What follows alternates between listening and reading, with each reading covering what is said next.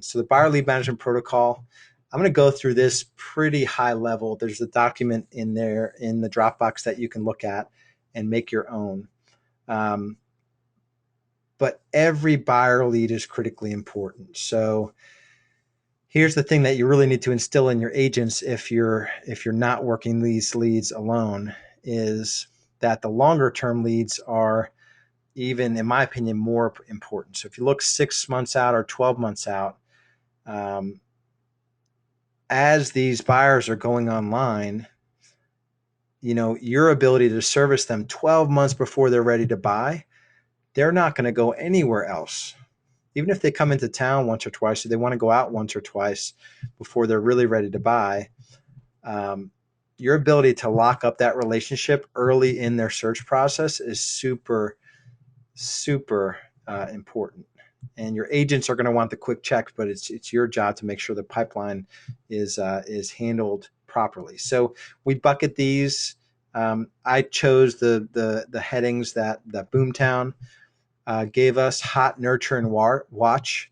But A, B, C is a typical way to track these buckets. So hot or A buyers are ready to transact immediately, so less than 30 days. Nurture or B buyers are ready to buy in 30 to 90 days. And watch or C buyers are ready to buy in 90 to 180 plus days. So those are the buckets that you're going to want to keep track of. And then here's the thing I'll say on having a buyer lead management policy. You can see the document. It's very, very robust. It goes through all the different lead sources. It goes through how leads are supposed to be handled. It goes through what we do as far as tracking, how we hold them accountable, and what the consequences are if they're not doing what they're supposed to do. Um, it also explains we have a client care person and inside salesperson, how that person fits in. We do opportunity time. It covers what our opportunity time is and what you're supposed to do as an agent during opportunity time. We handle that all through if by phone. Through technology, the calls and the leads are routed. And then it goes into our top 100. So buyer agents on my team are only allowed to have 100 leads in their boomtown. So their A, Bs, and Cs can only add up to 100 leads total.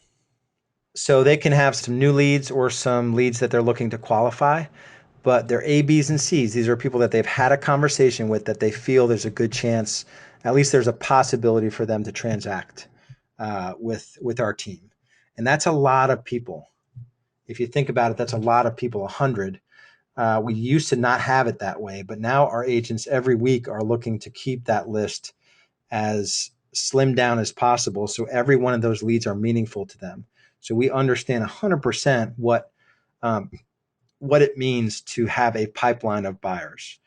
So go through the buyer lead management policy. If you're just a solo agent versus having a team, if you're a solo agent, I wouldn't go through this document and make it your own and spend hours making it your own.